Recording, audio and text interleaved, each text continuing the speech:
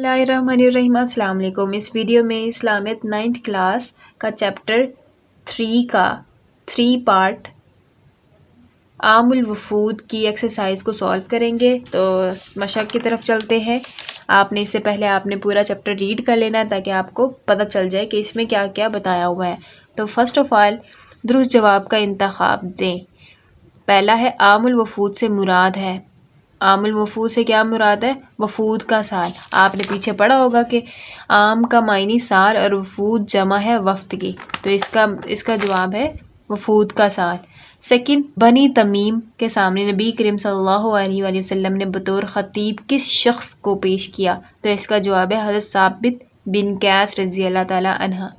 Third है नबी करीम सल्लल्लाहु अलैहि वसल्लम की खिदमत में हाजिर होने वाले वफूद को ठहराया जाता था। सही जवाब है मस्जिद नबवी में ठहराया जाता था। 4, वफ्द बनी तमीम की क़ियादत कर रहा था। इसका जवाब है इकरा बिन हाब। 5, देख लें आप, वफ्द अब्दुल कैस के सरदार अशज में 2 नुमायाँ खूबियाँ थीं।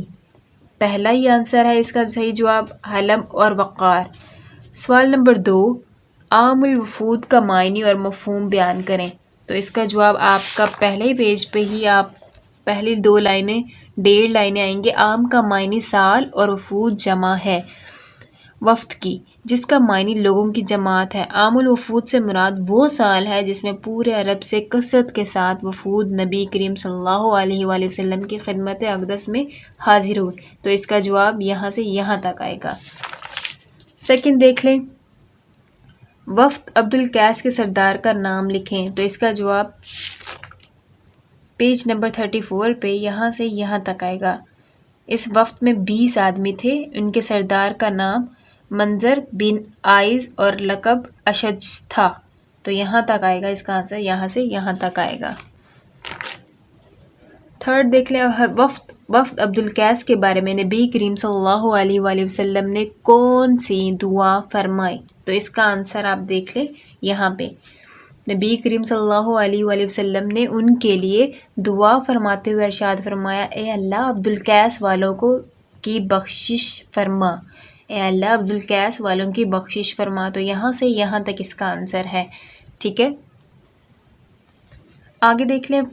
सवाल नंबर 4, वफ्द अब्दुल कैस के सरदार ने नबी करीम सल्लल्लाहु अलैहि वसल्लम की बारगाह में हाज़िरी से पहले क्या एहतमाम किया? तो इसका जवाब पेज नंबर 35 पर पहला ही आएगा। इस वफ्द के सरदार ने हजूर अकरम सल्लल्लाहु अलैहि वसल्लम के पास हाज़िरी से पहले गुस्ल किया, उम्दा और पाकीज़ा कपड़े पहने, हलम और वक़ार के साथ बारगाह रिसालत में हाज़िरी दी। तो इसका जवाब यहाँ से यहाँ तक है। सवाल नंबर 5, वफ्द तमीम को बारगाह रिसालत में हाज़िरी के क्या आदाब सिखाए गए? तो इसका जवाब पेज 35 पर है।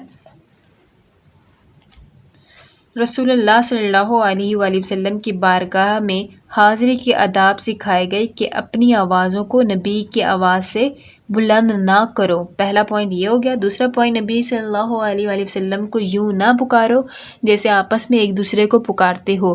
तो इसका जवाब यहाँ से यहाँ तक आएगा। ठीक है, ये शॉर्ट क्वेश्चन आपके कंप्लीट हो गए हैं। अब हम लॉन्ग क्वेश्चन सवाल नंबर 3 जो है तफसीली जवाब दें। पहला ही एक ही है, वफ्द बनी नजरान के बारगाह रिसालत में हाज़िरी का अहवाल बयान करें। तो इसका जवाब वफ्द नजरान के बारे में पूछा है, तो इसमें आपने यहाँ से यहाँ तक लिख देना है। ठीक है, इसमें ये अगर आप लिखना चाहें तो ठीक है, नहीं लिखना चाहते तो यहाँ तक ही वफ्द के बारे में बताया गया है। ठीक है, यहाँ से यहाँ तक लिखना है। ठीक है, इसका लॉन्ग का आंसर यहाँ से यहाँ तक है। ठीक है, अगर आपको मेरी वीडियो अच्छी लगे तो वीडियो को लाइक कर दें, चैनल को सब्सक्राइब कर दें। Thank you so much.